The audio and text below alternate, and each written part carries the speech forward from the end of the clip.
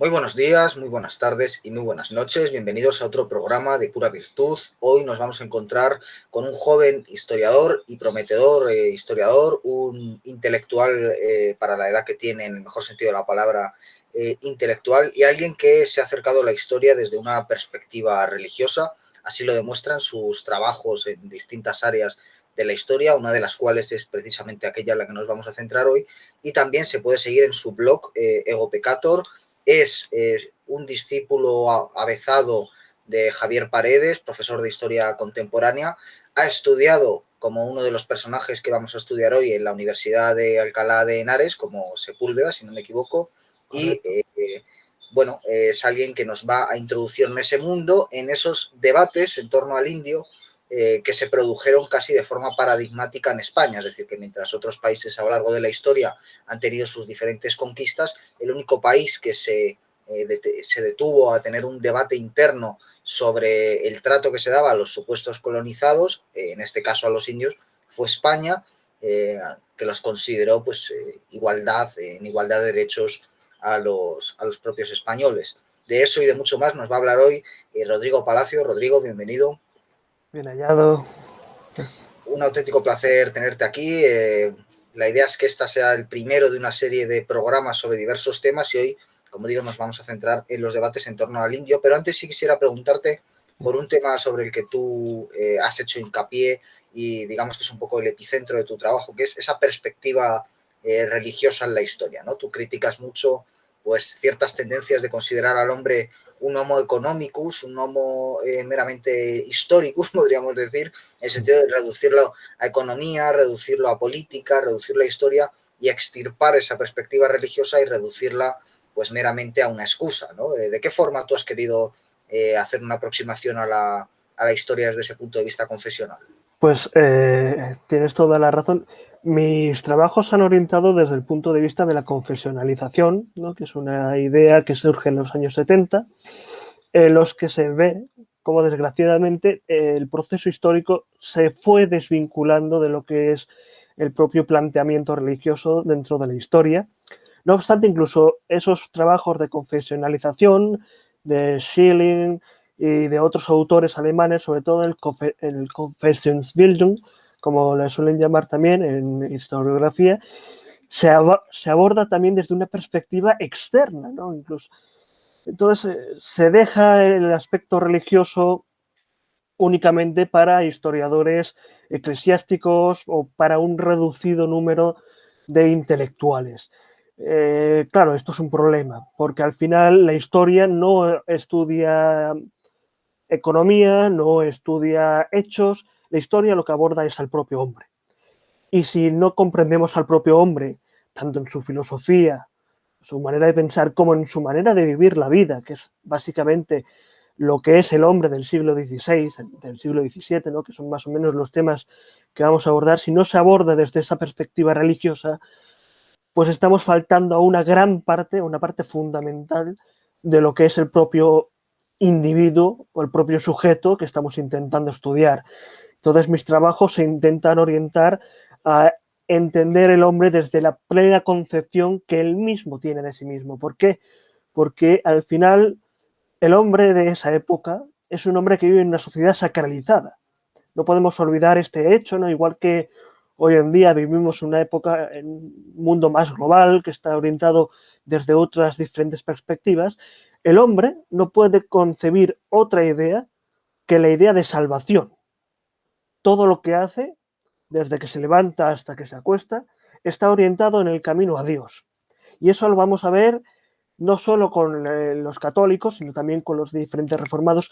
O sea, que el aspecto religioso es un aspecto eminentemente propio de la persona del siglo XVI y del siglo XVII, que no puede separarse y que por tanto debe entenderse no como un interés, no como una idea propia orientada hacia otros fines, sino como un fin en sí mismo.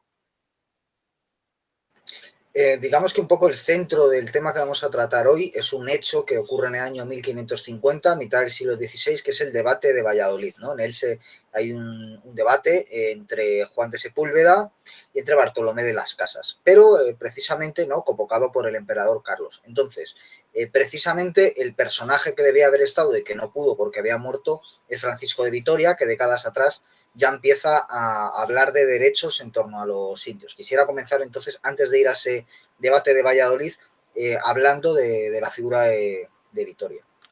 Bueno, la figura de Francisco de Vitoria es muy interesante. En primer lugar, porque no solo es muy importante en este aspecto de los indios, sino que es una pieza vital en lo que es la historia universal en mayúsculas. ¿Por qué? Pues porque perteneciendo a la Escuela de Salamanca, a la Universidad de Salamanca, se le puede considerar como el padre de lo que es el derecho internacional. Tiene grandes obras sobre derecho, es uno de los grandes padres, y precisamente lo que va a abordar ese debate, esa conferencia de Valladolid en los años 50, va a estar en gran medida basada en lo que son los planteamientos en torno al derecho natural, que es, por así decirlo, la base del derecho internacional del siglo XVI y de los siglos anteriores, y que incluso va a ser influyente en las corrientes jurídicas posteriores, sobre todo en el naturalismo, ¿no? Y entonces la figura de Francisco de Vitoria, hay quien le ha tachado de no haber sido del todo influyente en lo que son los debates, por cuanto había algunas posturas que ya estaban predeterminadas o que ya estaban, por así decirlo, estructuradas, pero sí que es una figura muy interesante, porque no solo va a influir en lo que es la propia sociedad, sino en lo que es el derecho, y también va a influir en otros autores que, aunque no estén presentes en la conferencia de Valladolid, sí que van a tener un papel bastante destacado en lo que es la evangelización, ¿no?, esa conquista espiritual de América. Muchas veces se habla de la conquista militar, pero hay que tener en cuenta que es una conquista del propio hombre, o sea, no solo se le domina militarmente, sino que se le domina de una manera religiosamente, ¿no? Es una conquista espiritual y es una figura que está a caballo, ¿no?, entre lo que es el fin de la reconquista de la península ibérica, ¿no?, y lo que es la prolongación de dicha reconquista, que es básicamente la experiencia americana. Yo he leído en algunas partes que se llegó a comparar a Hernán Cortés con un nuevo Moisés. Sí. No, por favor. Y quisiera un poco preguntar si en algún momento se produjo un conflicto entre el poder político y el poder religioso. Es decir, los intereses políticos de la corona y los intereses religiosos, perdón, de distintas órdenes como los dominicos, como los agustinos, ¿en algún momento chocaron? Bueno, es evidente que, como en todos los casos, hay que entenderlo desde una perspectiva del momento, ¿no?, desde una perspectiva del pasado. Cuando Hernán Cortés, bueno, que ya es posterior incluso a los primeros debates en torno al indio, llega a Veracruz y funda la ciudad de Veracruz, existe un asentamiento que está muy, muy lejano a lo que es la propia corte española, ¿no?, la corte de la monarquía hispánica, que está asentada eminentemente en Castilla, porque Castilla es la que tiene el derecho sobre América. Recordemos que, aunque estén bajo una misma corona, América pertenece a la corona de Castilla y no a toda la monarquía hispánica. Entonces, claro, hay un vacío de poder. Y hasta que no se vaya conformando poco a poco con las diferentes legislaciones que se van a ir desarrollando y que en 1680 van a quedar recopiladas, ¿no?, en la recopilación de las leyes de Indias, pues vamos a ver que existen ciertos conflictos, no ya entre el poder político y el poder religioso, sino entre diferentes poderes, el poder económico, algunas instituciones, pero es un conflicto lógico al haber un vacío de poder que el propio emperador Carlos V, como veremos más adelante, se va a preocupar de rellenar. Precisamente lo has mencionado tú en la introducción, será el propio Carlos V quien convoque la conferencia de Valladolid en 1550, ¿no?, concretamente el 16 de abril, y la convoca precisamente en esa concepción que tiene de el príncipe cristiano, ¿no? Que es una idea que ya vemos en etapas anteriores, incluso su gran tutor, Erasmo de Rotterdam, había influido en ella. Entonces, no podemos hablar tanto de, bueno, es que gusta mucho hablar de conflicto, pero en realidad el poder temporal y el poder religioso van de la mano, y mucho más en este caso en el que el soberano es Carlos V, que es el emperador del Sacro Imperio, que es, por así decirlo, la espada de Roma. Bueno, ahí hacías casi referencia a los famosos, al famoso párrafo de Menéndez Pelayo, ¿no? De España, Martillo de Ejes, etcétera. Quisiera un poco preguntarte por esa figura de Erasmo, ¿no? Se ha hablado mucho de Erasmo y sobre todo del erasmismo en España. Incluso yo he leído estudios sobre Cervantes como influido por el erasmismo. Es un debate que todavía a día de hoy no acaba de quedar claro. Hay autores como Gustavo Bueno que lo rechazan. Evidentemente, Carlos llega un momento, el emperador, en que nombra a Erasmo su confesor, si no me equivoco, y entonces le convierte en asesor, ¿no? Podríamos decir, y como has indicado, es el que le lleva a crear este debate. ¿Hasta qué punto Erasmo y luego el erasmismo tiene una influencia en torno a la idea de los derechos del indio? Bueno, Erasmo como tutor tiene diferentes tratados, ¿no? Espejos de príncipes se suelen llamar, por cuanto iban destinados a educar a esos futuros soberanos, ¿no? No hay que confundir príncipe con nuestra concepción de heredero, con la concepción de príncipe del siglo XVI, que designa a cualquier tipo de soberano, sea duque, sea conde, sea príncipe, emperador, rey, etc. La figura de Erasmo es bastante interesante y mucha gente no lo conoce, pero incluso llegó a estar llegó a tener una influencia en España, ya que el propio Cisneros, que fue fundador de la Universidad de Alcalá y un gran humanista de lo que es la España renacentista, por así decirlo, el propio Cisneros llegó a invitar a Erasmo, ¿no? Movido por toda la influencia de ese renacimiento, no de un renacimiento cultural, sino de un renacimiento cristiano, ¿no? Y el propio Cisneros invita a Erasmo de Rotterdam a dar unas conferencias en la Universidad de Alcalá. Erasmo va a declinar esa oferta, pero curiosamente porque va a decir que no quiere pisar esa tierra de judíos, ¿no? Habida cuenta de que existían ya, pues, ya algunos hechos, ¿no? De prácticas judaizantes. No quiero decir con esto que no existieran judíos, sino que los judíos que había en España a partir de 1492, como todo el mundo ya sabe, son expulsados. La práctica judaizante es la de apostasía, es decir, la de quien se ha convertido al cristianismo, pero vuelve otra vez a su religión.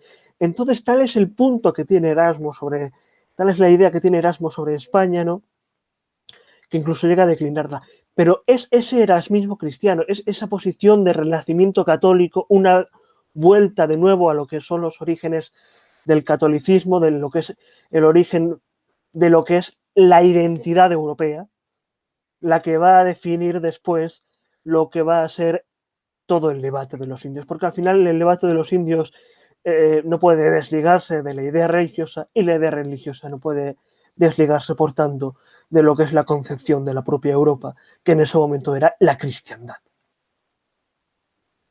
Bueno, yo precisamente diré que leí recientemente El viaje de Turquía, que es un libro de Cristóbal de Villalón, que se descubre muy recientemente, pero que es un libro más o menos fechado en esa época y trata pues de un personaje del estilo de Cervantes que acaba preso en Turquía y me llamó mucho la atención y luego leí que fue por influencia erasmista el hecho de cómo miraba él a los turcos, porque incluso siendo preso y demás, el protagonista de la historia la está contando ya cuando ha vuelto a España y tiene buenas palabras para los turcos, es decir, que lo normal es que los hubiera demonizado, los hubiera pintado como monstruos y sin embargo tiene buenas palabras para los turcos y esa es la parte que se explica precisamente por la influencia erasmista, ¿no? Que a día de hoy todavía sigue siendo un referente. Pero por tratar algunas figuras españolas, por ejemplo, te quiero preguntar por Antonio de Montesinos, que es un poco el primero que trabaja sobre el terreno, el que crea allí el primer grupo religioso, si no me equivoco, en el Nuevo Mundo, y quisiera preguntarte, pues, por esta figura de entre otras como las que ya hemos mencionado y como las que vamos a mencionar. Bueno, Montesinos es un hombre peculiar, muchas veces olvidado por la historia, a pesar de que tiene un papel muy, muy, muy importante, sin el cual no se habría dado precisamente este debate que vamos a ver más adelante. Montesinos es un dominico, que como otros dominicos, que son más o menos los primeros que llegan, por así decirlo, al continente americano, junto con los franciscanos, ¿no? Ya posteriormente llegarán los agustinos y más tardíamente, aunque luego van a ser bastante los jesuitas, Montesinos es un hombre, pues, podríamos decirle humilde en ese sentido. Ha pasado la historia de una manera casi de perfil, aunque su intervención es bastante importante. Montesinos es la primera figura, por así decirlo, pública, religiosa e influyente que va a denunciar el trato que tienen algunos encomenderos, recordemos que solo son algunos, no todos, con los indios, ¿no? Precisamente por ese vacío de poder que mencionábamos al principio. Montesinos, en la Navidad de 1511, en la Catedral de Santo Domingo, va a lanzar un discurso bastante encendido, ¿no? En su homilía. Vamos a llamarla mejor homilía que discurso, porque precisamente cuando se le llama discurso es cuando se quiere ocultar el aspecto catequético y religioso de su intervención, pues en esa homilía, ¿no? Llega a lanzar muchísimas preguntas a los allí presentes, uno de los cuales es Bartolomé de las Casas, que en ese momento era encomendero. Bartolomé de las Casas, que siempre se le ha, bueno, siempre se le retrata, ¿no? Como aquel dominico que aparece escribiendo, ¿no? Sus condenas a los abusos, ¿no? Pues Bartolomé de las Casas es un encomendero, como otros tantos, y había tenido, pues, indios en encomienda, y al recibir esa homilía se convierte, se transforma. O sea, tal es el impacto de Montesinos en la historia que va a ser, por así decirlo, el que despierte la conciencia de aquellos que están en América, de aquellos primeros hombres que están ante ese vacío de poder en una América que es salvaje, porque verdaderamente lo es, porque es muy desconocida, aún no se ha pisado tierra firme, se ha avistado, pero no se ha pisado tierra firme como tal, ¿no? Aunque bueno, se puede hablar de que Colón sí que llegó a pisar tierra firme, pero bueno, me refiero a un asentamiento ya definitivo, no únicamente una expedición, ¿no? No se ha pisado, estamos ante un momento bastante incierto, ¿no? Donde se están descubriendo nuevos pueblos, pueblos que son muy diferentes. Entonces Montesinos lo que hace es traer la cristiandad, traer a Europa a ese nuevo mundo inhóspito, ¿no? Cuando vemos las películas del oeste, por ejemplo, que son un gran referente, que son al final una prolongación de lo que es la reconquista española, son una imitación bastante evidente. Cuando vemos ese mundo en el que están los pueblos ahí asolados en mitad del desierto, ¿no? Lo salvaje, lo desconocido, pues eso más o menos, para que se hagan una imagen nuestros oyentes, es la imagen que podía tener un castellano, ¿no? En esa América, una América pues bastante hostil, con un clima muy diferente, en una lejanía inconmensurable, ¿no? Y una distancia inabarcable en ese tiempo. Hay que tener, por así decirlo, el valor de adentrarse en las mentes de todos aquellos hombres que están ahí. Entonces, Montesinos es el despertar de la conciencia americana. Y bueno, haciendo un pequeño viaje geográfico, antes has mencionado la Escuela de Salamanca, que por ejemplo está considerada por incluso pensadores contemporáneos como Antonio Escotado como una vanguardia del derecho internacional, y que tiene a brillantes pensadores del estilo de Juan de Mariana, ¿no? Que también es revelador que fuera alguien que teorizara sobre el tiranicidio, por ejemplo, sobre el regicidio, sobre la posibilidad de matar a un rey en el momento en que se vuelva un tirano, que en aquel entonces era un pensamiento verdaderamente revolucionario. Vitoria, que antes le hemos mencionado, fue allí profesor, ¿no? Porque se formó en Alcalá, pero luego, si no me equivoco, fue profesor en Salamanca. ¿Qué influencia tiene ese grupo de pensadores como Suárez y otro tipo de autores que van teorizando sobre derecho, que es una cosa que tú has tratado, porque tú siempre dices que la historia tiene que recurrir y estudiar las otras artes humanas para entender, para volver luego y hacer un trabajo mejor, y tú, por ejemplo, has estudiado bastante sobre derecho. Estos autores que son importantes dentro del derecho, ¿hasta qué punto teorizan? Y sobre todo, ¿hasta qué punto ellos van a salvar al indio más que a los intereses políticos de la corona, ¿no? Es decir, podríamos decir que salvar al indio es un poco la consecuencia del pensamiento de la Escuela de Salamanca. Bueno, como consecuencia, sí y no. Por una parte, es verdad que la Escuela de Salamanca se destaca sobre todo por sus estudios de derecho, pero como todas las universidades que había en este momento, ¿no? Básicamente, el derecho era una de las materias principales que todos los alumnos, sin excepción, estudiaban, además de teología, ¿no? Una vez que se han abandonado ya, por así decirlo, las artes liberales medievales, ¿no? No se han llegado a abandonar del todo, pero sí que han pasado a un segundo plano. Pues aspectos como la medicina, la teología, el derecho, son aspectos bastante influyentes. Y una escuela como Salamanca, una universidad como Salamanca, que recuerdo fue fundada en el siglo XIII, ¿no? En 1218, concretamente, es la segunda. Primero está la de Palencia, que después desapareció. Una universidad como la de Salamanca tiene un peso pues bastante importante. Recordemos que va a ser precisamente de Salamanca donde salgan los principales pensadores. Pero no es tanto el derecho lo que salva al indio, sino la concepción religiosa del derecho. Porque es el derecho natural, es decir, aquel que está por encima del derecho positivo, que es el que hacen los hombres, el que va a ser el más influyente a la hora de salvar al indio. ¿Por qué? Porque el derecho positivo corresponde a los gobernantes, pero el derecho natural, que es el que pueden manejar todos los hombres de Dios, como así se define, es el que está por encima de cualquier gobernante. ¿Por qué? Porque pertenece a todos los hombres, independientemente del reino al que pertenezcan, independientemente del señor al que obedezcan. El derecho natural, que está,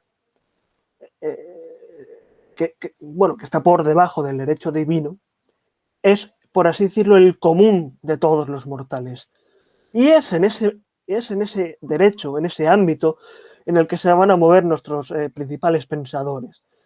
El que se tratara de derecho natural va a estar influido por el derecho divino, es decir, por el derecho que básicamente se ve en la teología, que vamos a ver tanto en la Escuela de Salamanca como en la Universidad de Alcalá de Henares, como en tantas otras que hay en la Europa de ese momento. Así que sí y no podemos responder a la pregunta. El derecho salva al indio, pero precisamente porque es un derecho natural, un derecho religioso, que aborda más allá de lo que es la legislación propia, ¿no? de los propios gobernantes, y va hasta la esencia misma de lo que es el hombre. Y entonces esos derechos naturales, esa ley natural, se extiende a aquel que no es creyente, eso independientemente de su credo.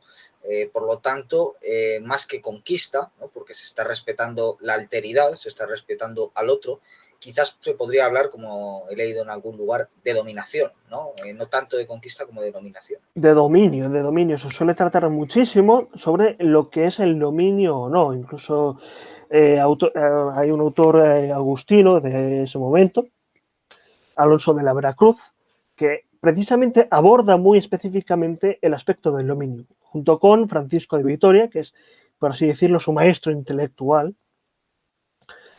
porque hay que tener en cuenta ciertos aspectos. Una cosa es conquistar militarmente un territorio y otra cosa es tener dominio sobre él. Tú puedes gobernarlo, puedes, por así decirlo, apadrinar a aquellos súbditos, y otra cosa es que tengas el dominio, es decir, que seas el señor. Y ese señorío, ese dominio, parte de una concepción religiosa, por cuanto no, Dios ha entregado a los hombres el mundo. Y precisamente es el Papa, el vicario de Cristo, quien se ve en esa situación de administrarlo. Ya veremos que precisamente hay algunos autores que contradicen este hecho y lo limitan.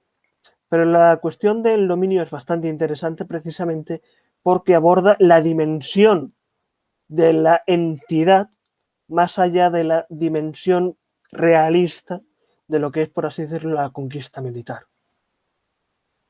Y en cuanto al papel de los cronistas, por ejemplo, Bernal Díaz del Castilla, Inca Garcilaso, ¿qué papel juegan los cronistas? Porque evidentemente no es igual que ni que los soldados que van allí a conquistar, ni que los sacerdotes que van allí a evangelizar, sino que los cronistas son un poco los que van a contar, a poner por escrito. Por ejemplo, Sánchez Ferlosio considera la prosa sembrada de hipotaxis, ¿no?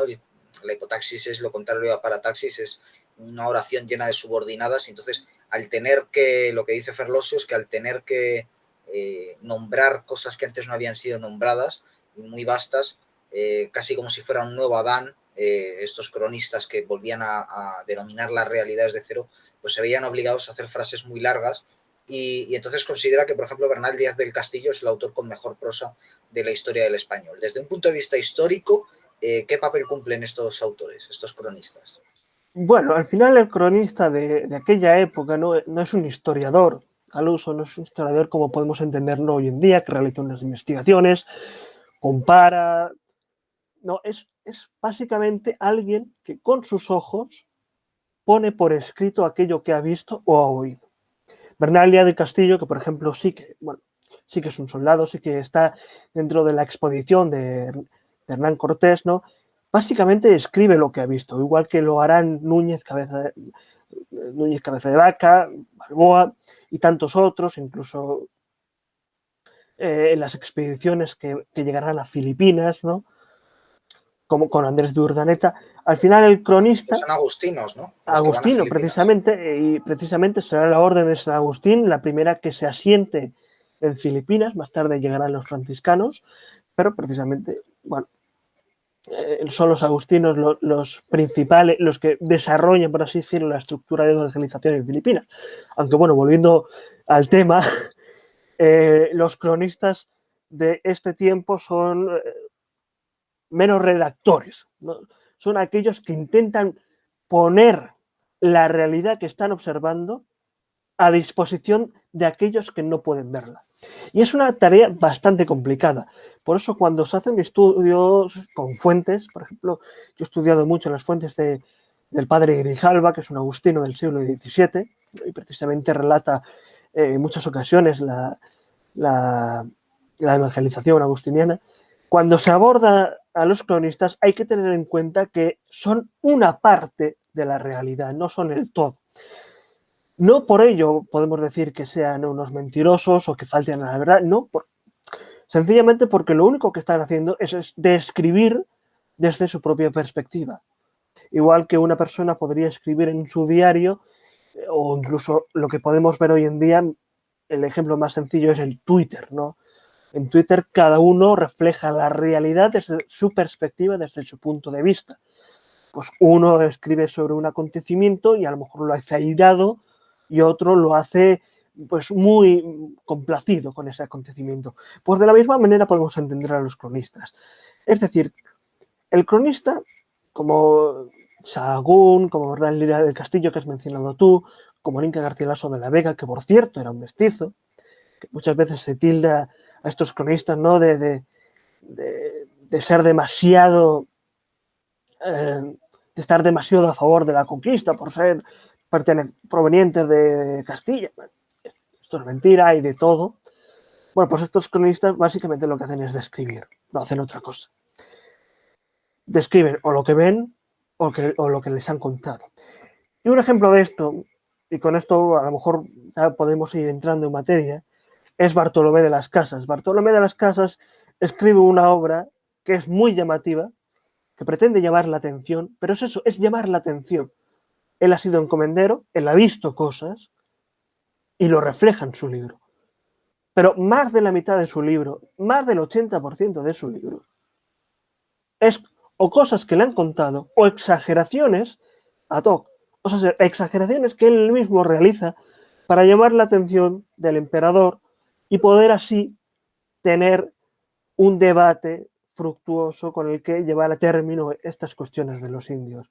Entonces, Bartolomé de las Casas es un ejemplo de estos cronistas que en su obra refleja aspectos que después van a ser muy exagerados por, por protestantes como Bernardo de Brie, ¿no? Que es un ilustrador, refleja pues, las atrocidades tan horribles que realizan los españoles, que son unas exageraciones de las propias exageraciones del propio Bartolomé de las Casas.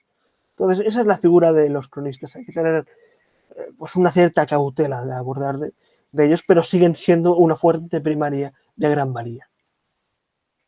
Hayas introducido un tema clave que de alguna forma ha llevado al gran público, al lector común, aquí por lo menos en España, este tema que es la leyenda negra, ¿no? Es decir, cómo se genera un mecanismo de propaganda para perjudicar a España, y evidentemente esa propaganda pues está claramente ganada por el bando anglosajón, y Bartolomé de las Casas se convierte en una figura central, tal es así que incluso encontramos autores tan modernos como Rousseau que recuperan, bueno, cogen el término de buen salvaje, y el precedente más claro que encontramos es esa visión idílica que da Bartolomé de las Casas sobre el indio, cuando se sabe pues, que había sacrificios humanos y otra serie de atrocidades, como refleja bien Mel Gibson en Apocalipto, por ejemplo. Quisiera preguntarte sobre Bartolomé y las Casas, del que Menéndez Pidal decía que podía ser paranoico.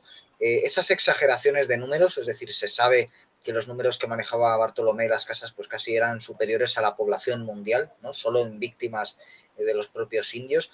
Y luego, antes de pasar al debate, por esa idea de sustituir a los indios por los esclavos negros, ¿no? Porque también se oculta esa vertiente, ¿no? De Bartolomé y las Casas. Por aquel entonces había negreros, había comercio con negros que eran mano de obra esclava, y Bartolomé de las Casas propone acabar con los malos tratos a los indios, y esto todo el mundo lo ve como algo muy moderno, pero se suele olvidar que su solución pasaba por implementar esa mano de obra negra esclava en los mismos territorios, ¿no?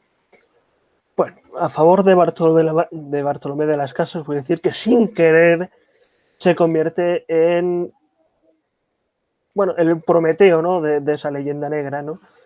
Precisamente, curiosamente, su obra va a ser muy prontamente traducida a muchísimas lenguas, y precisamente los grabados y las ilustraciones que se hacen de ella van a dar la vuelta al mundo. Se ven incluso grabados en los que aparecen indios, ¿no? Haciendo, ¿no? En vez de sacrificios humanos, parece que están haciendo una parrilla, ¿no?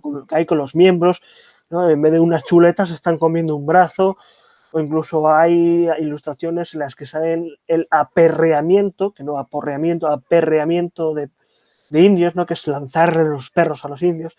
Hay ilustraciones que sinceramente son de muy mal gusto y que son de una persona, concretamente Guillermo de Brie, que nunca pisó América, nunca vio un indio. Es más, incluso en las propias ilustraciones se puede ver como parece más un escandinavo que un indígena. Y son exageraciones de un Bartolomé de las Casas que sin querer da un material bastante valioso. A favor de su obra, bueno, hay que decir que Bartolomé de las Casas no pretendía ser realista.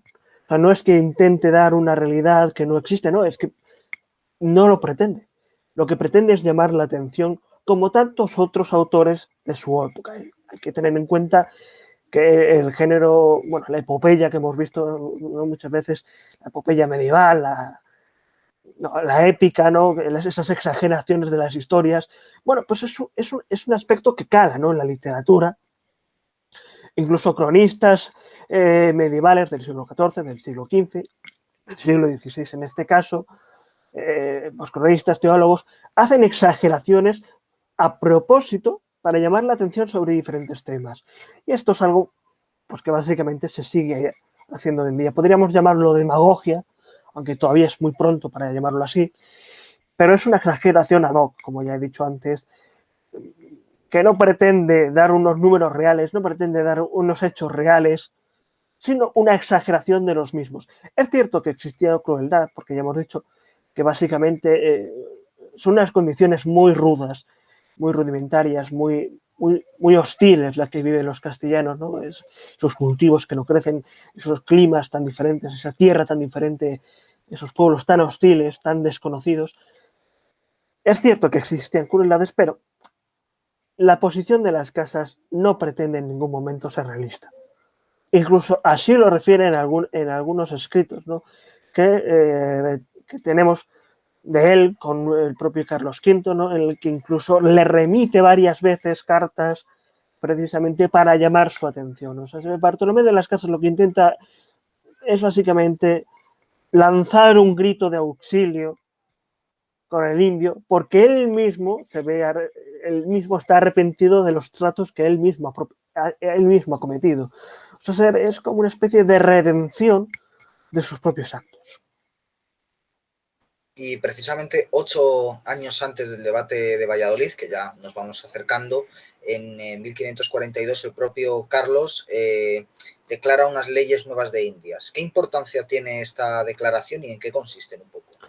Bueno, para poner en cuestión, ya en el testamento de Isabel la Católica, que muere a principios del siglo XVI, llama a todos los castellanos a respetar a sus nuevos súbditos, ¿no? Que son los indios. Posteriormente se publican las leyes de Indias de 1512, pero las nuevas leyes de Indias de 1542 introducen un aspecto bastante novedoso y bastante importante, que es el fin de la encomienda y la introducción de la mita, ¿no? El desarrollo de la mita. ¿Qué es la encomienda? Bueno, la encomienda, para decirlo muy sencillamente y que todo el mundo lo pueda entender, era como una especie de neofeudalismo americano, ¿no? En el cual un encomendero, eso es ser un castellano, llegaba y ofrecía protección al indio a cambio de su trabajo. El indio estaba obligado a trabajar para el encomendero, igual que las corbeas medievales, ¿no? Mientras que el otro pues, le mantenía, le daba sustento y le protegía.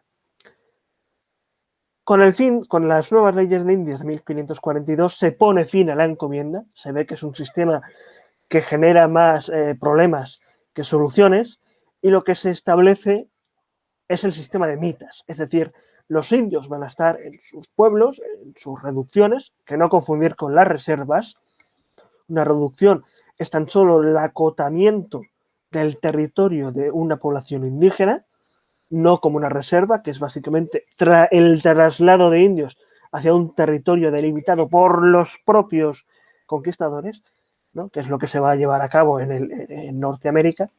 Bueno, pues la mita es un sistema por el cual el indio presta su servicio una vez al año y nunca siendo más de un sexto de la población en el trabajo. Es decir, si yo tengo una población con 60 individuos, pues una vez al año se repartan como se reparten, pues el cacique va a destinar 10 indios en cada momento a que realicen trabajos. Pero son trabajos que al final están remunerados. O sea, que el sistema de mita lo que va a situar es al indio al mismo nivel que el siervo europeo. El indio recibe un salario por su trabajo y realiza un trabajo como cualquier siervo había estado realizando hasta ese momento para su señor, que son las denominadas corbeas. Es decir, el indio jamás va a ser un esclavo, jamás va a tener un trabajo esclavo, todo lo contrario, se le va a proteger y se le va a poner bajo control directo, ¿no? Bajo apadrinamiento directo de la corona, para que nadie pueda tocarle un solo pelo. Y bueno, si en un ring, en un cuadrado, el cuadrilátero, en una esquina tenemos a Bartolomé, que ya las has introducido, en la otra tendríamos a Sepúlveda. No sé si se puede hablar de un combate dialéctico, sí, pero no sé si, porque parece que el resultado sería, no sé si estarás de acuerdo, tablas o decidirían por puntos los jueces, es decir, tampoco hay un ganador en este debate de Valladolid, es más un choque de ideas, un debate teológico, pero sí quisiera preguntarte antes de pasar pues por esta figura de Sepúlveda y luego ya si quieres enlaza directamente con lo que el debate y te puedes explayar a gusto si quieres. Bueno, antes de nada hay que tener en cuenta que aunque Bartolomé de las Casas y Ginés de Sepúlveda son las figuras más destacadas y más importantes de la conferencia de Valladolid, también se la llama la conferencia de los 12, ¿no? Asisten varios teólogos, asisten varias personalidades, por lo cual no es un cuadrilátero con dos, por así decirlo, sino que es un debate constructivo entre todos. Sí que es verdad que podríamos hablar de un enfrentamiento dialéctico entre Bartolomé de las Casas y Sepúlveda, que serían las posturas más destacadas y más opuestas. Pero muchas veces se tiende a presentar a Sepúlveda como el oponente a Bartolomé de las Casas. Contrario a esto, Sepúlveda no es sino un intelectual más, un teólogo, un experto en derecho, que va a tomar las riendas y va a situar el debate intelectual en el debate de los indios. Sobre las casas hay que decir, ¿no?, que a pesar de su buena intención, Bartolomé de las Casas se ordena dominico posteriormente, como ya hemos dicho, primero era encomendero, pero no llega a tener un nivel intelectual como el de Sepúlveda. Es decir, sus obras son, por así decirlo, más llamativas o más dedicadas al vulgo, pero no tienen una carga intelectual como las de Sepúlveda, que sí que ha pasado por la universidad, tiene una intelectualidad muchísimo mayor y, como veremos si en este programa, en otro, en sus intervenciones y en sus argumentaciones dentro de lo que es el propio debate de los indios, va a aportar una serie de hechos, una serie de títulos, ¿no?, que es como vamos a definir a los argumentos de derecho, va a ofrecer unos títulos con una carga teológica, con una carga doctrinal de derecho, religiosa y de tantas otras materias que no está al nivel de Bartolomé de las Casas, pero básicamente porque Bartolomé de las Casas le es muy inferior intelectualmente. Luego también hay que tener en cuenta que dentro de los que participan en este debate, pues no solo están ellos, como ya hemos dicho, también están otros autores bastante famosos como Melchor Cano, Domingo de Soto, ¿no?, y otros tantos teólogos de gran relevancia, por lo cual es un debate que no es una lucha a puñetazos entre uno y otro, sino que es una construcción de lo que es la definición del propio indio. O sea, no estamos aquí definiendo su estatus legal, sino estamos definiendo qué es el indio. O sea, este nuevo sujeto que ha entrado en la sociedad tan de repente, ¿cómo lo encajamos? Porque al negro, con perdón de la expresión, pero al negro ya se le conoce desde la antigüedad, ¿no?, desde los nubios, desde los reinos nabateos, desde los reinos antiguos, pues se conoce a las poblaciones subsaharianas. No es un sujeto, por así decir, extraño. No así el indio. ¿El indio quién es? ¿Es un negro? ¿Es un blanco? ¿Es un esclavo? ¿Es un ser subdesarrollado? ¿En su ser al mismo nivel? ¿Es un hijo de Dios? Es un debate constructivo, al igual que podíamos tener los debates del emperador Teodosio, ¿no?, por ejemplo, o Constantino, que participan activamente en los concilios ecuménicos de los primeros siglos, ¿no?, ese cesaropapismo que vemos. Pues de la misma manera, este debate se hace con el beneplácito y con el llamamiento de Carlos V, y no pretende ser una lucha enfrentada entre dos bandos, aunque muchas veces se han definido el bando de las palomas y el bando de los halcones. Nada más lejos de la realidad. Es un debate constructivo en el que sí que es verdad que se llega a levantar la voz, por así decirlo, pero como en cualquier debate, cada uno tiene que defender su postura y lo hace con los medios que tiene.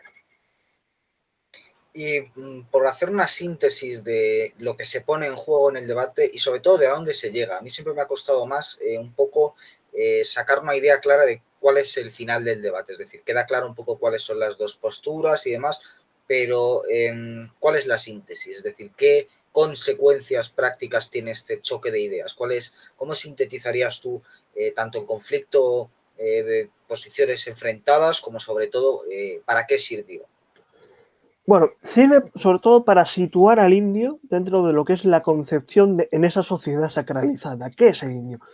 El indio va a ser definido desde este momento y hasta las revoluciones liberales como un menor de edad. Un menor de edad que necesita un tutor legal que va a ser la corona. Ese es, por así decirlo, el desenlace sintetizado de todo lo que son los debates. El indio va a depender de la corona directamente. ¿Esto qué quiere decir? Que va a estar protegido directamente por la institución más alta de todas, que es la propia corona. A niveles prácticos, ¿qué es lo que va a suponer? Bueno, para empezar, van a situar al indio como hijo de Dios, van a negar su esclavitud, porque el indio no puede ser esclavo, porque tiene un alma, y es un alma que además se va a debatir más lentamente, ¿no? y más profundamente posteriormente, incluso existen debates sobre los sacramentos y el indio, ¿no? Sobre si puede recibir ciertos sacramentos o no, sobre su nivel de madurez, ¿no?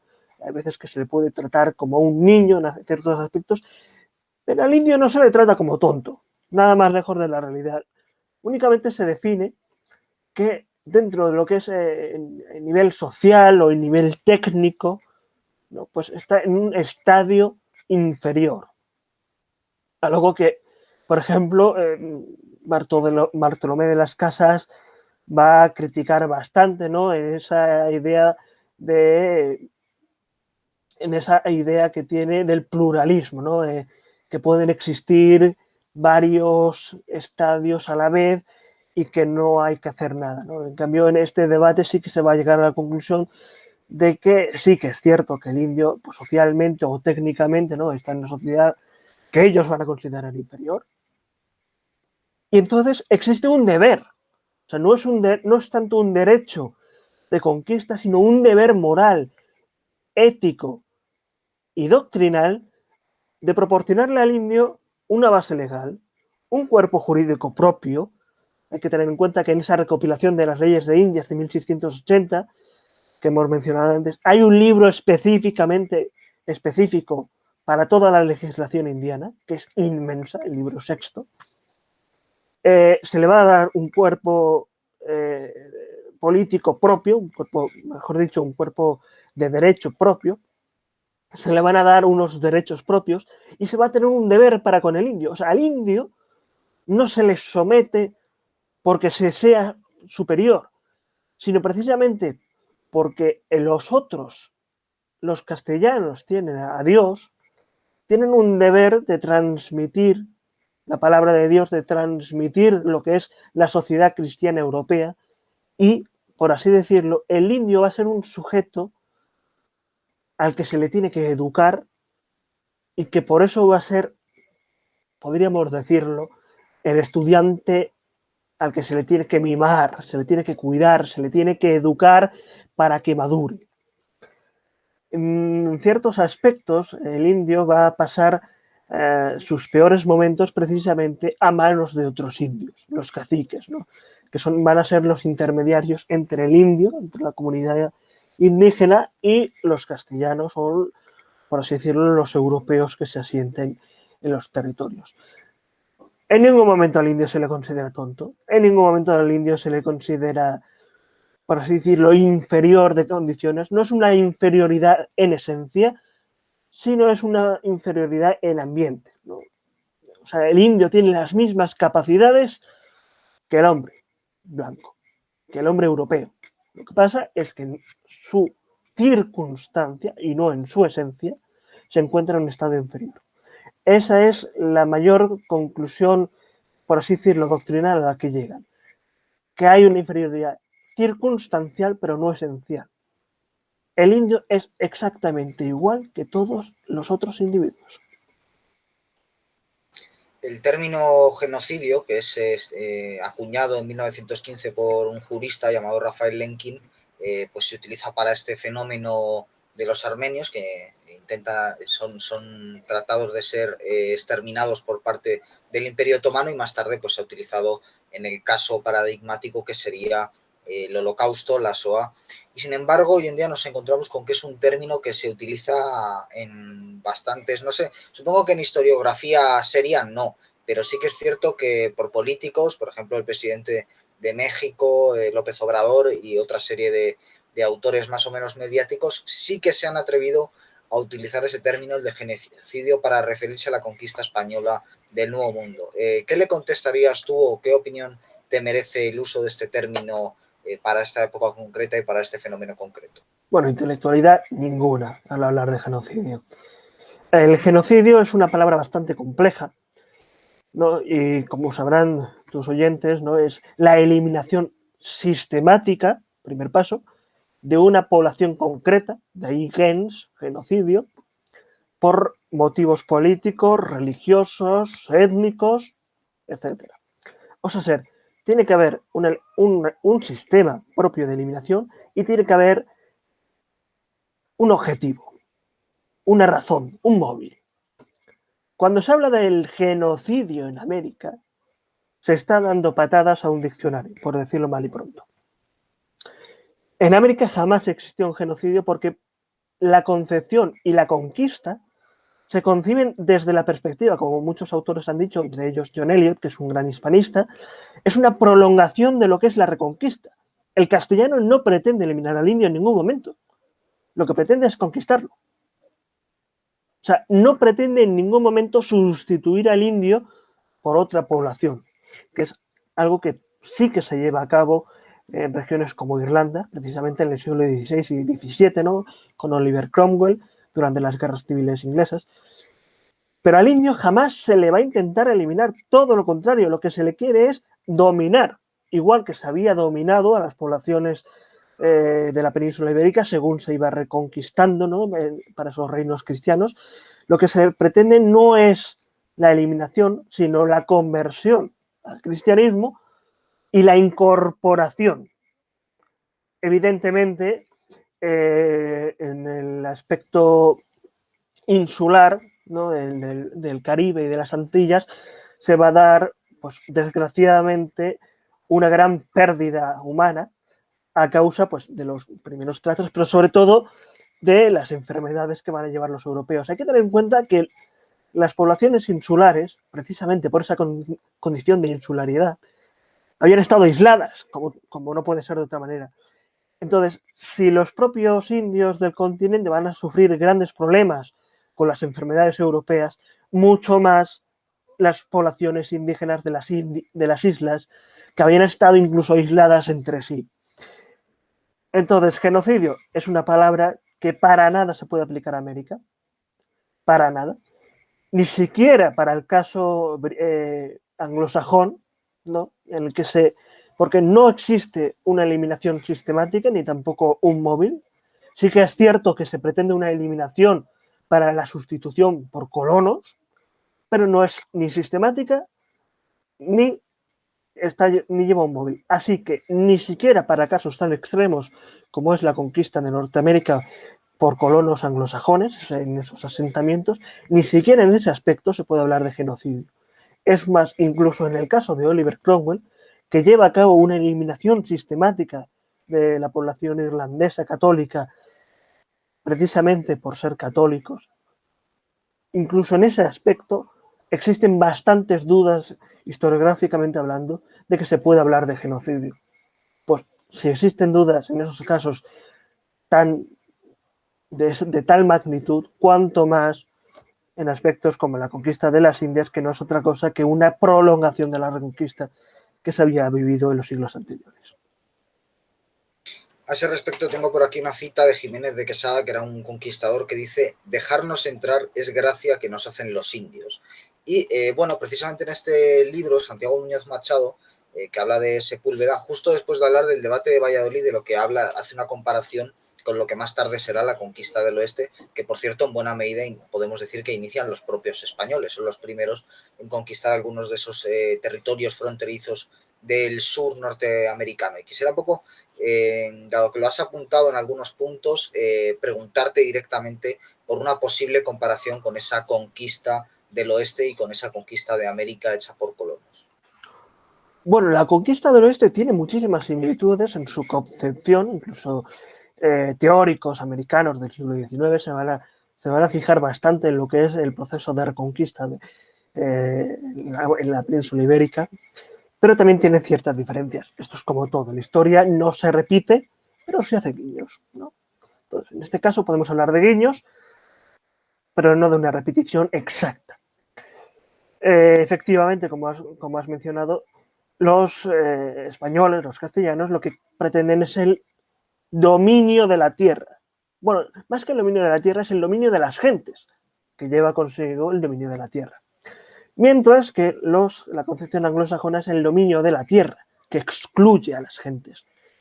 Por eso, hablaba antes de la importancia del derecho natural, porque en latín, el término que manejan es el ius gentium, es decir, el derecho de los hombres, de la gens, de los hombres, del pueblo.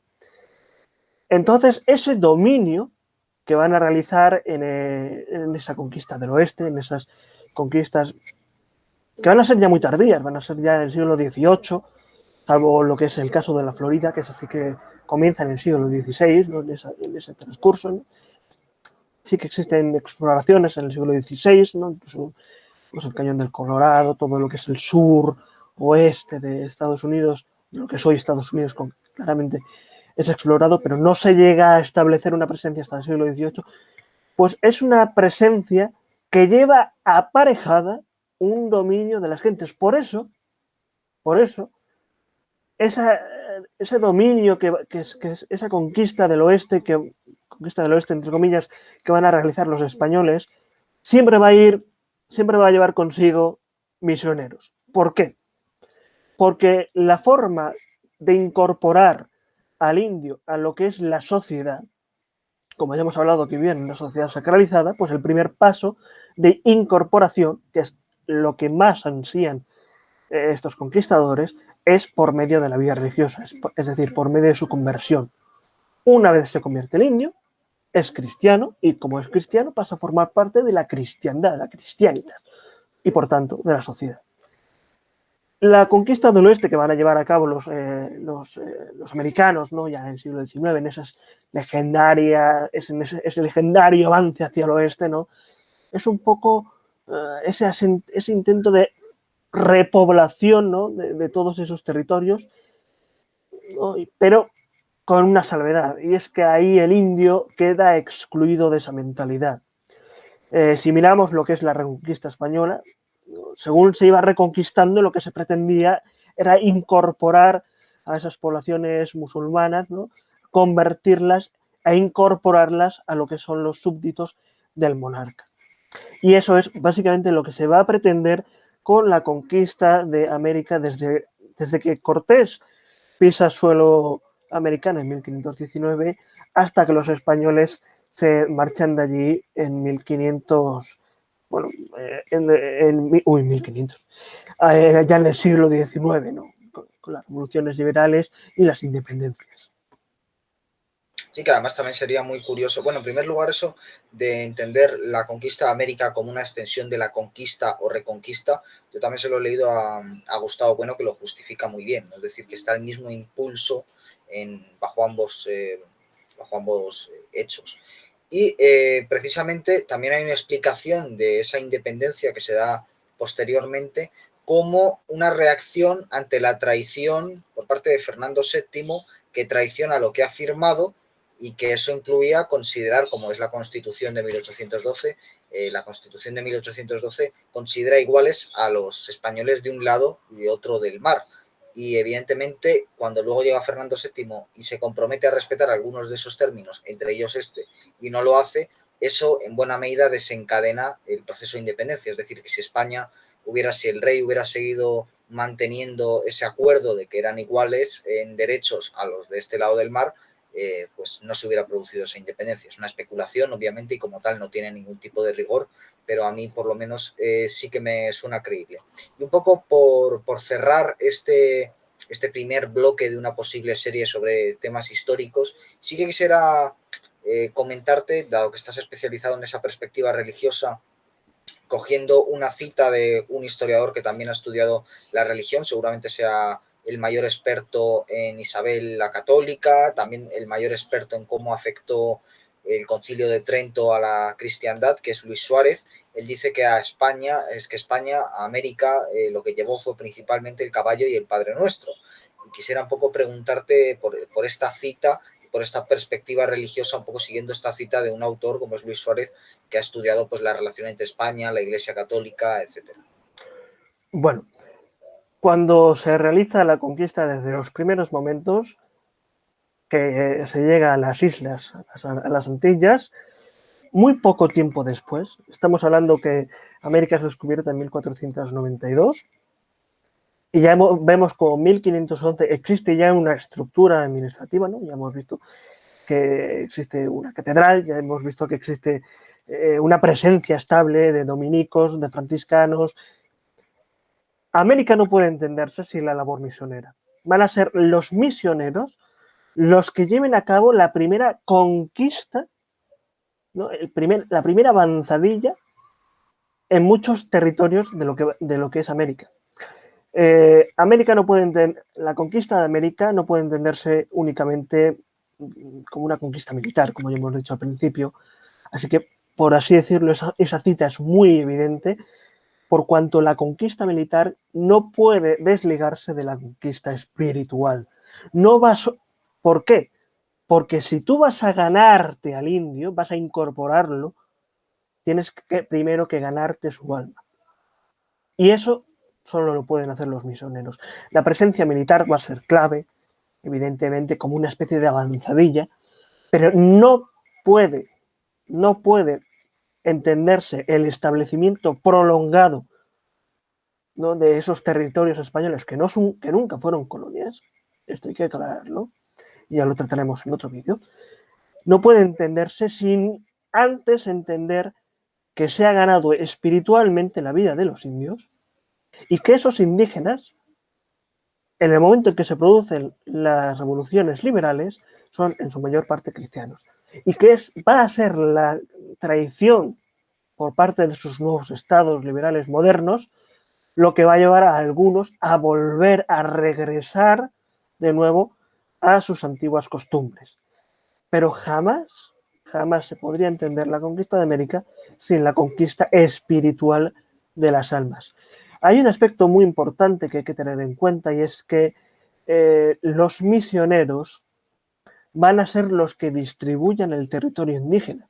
Es decir, el territorio indígena se va a distribuir en reducciones, y cada reducción va a tener su pueblo cabecera, y cada reducción además va a tener su propio misionero particular, que va a estar constantemente allí y va a recorrerse muchas veces leguas y leguas, en burro o incluso andando, pues todos los pequeños poblados para llevar la palabra de Dios. ¿Por qué los indios van a permanecer leales a la corona? Porque la corona no es la que los somete, sino la que los protege. Y la corona va aparejada a la cristiandad. Luego, sobre la tradición de Fernando VII, las independencias, bueno, hay un aspecto que es vital en historia y que hay que tener en cuenta, y es la multicausalidad, ¿no? Cuando hay una revolución, no tienes el barril de pólvora al lado y prendes la mecha, ¿no? Primero hay, como decía un profesor mío, el motín de Aranjuez. Para el motín de Aranjuez primero hubo que hacer un bocadillo de tortilla, porque de Madrid a Aranjuez no se llega en 2 minutos. Hay que ir comido, hay que llevarse comida para el camino. Pues igual con las independencias, es un proceso muy complejo y que lleva consigo bastantes hechos, bastantes fragmentos, bastantes elementos, bastantes causas, ¿no? Nunca me cansaré de decirlo, y es, como todo en la historia, mucho más complejo que una sola causa. Entonces, bueno, sí es cierto que Fernando VII, por así decirlo, traiciona lo que firma, bueno, lo que acepta, porque ya se lo dan así, por así decirlo, pero no es la causa de las independencias. Hay por detrás muchísimos aspectos que venían ya cociéndose de antemano.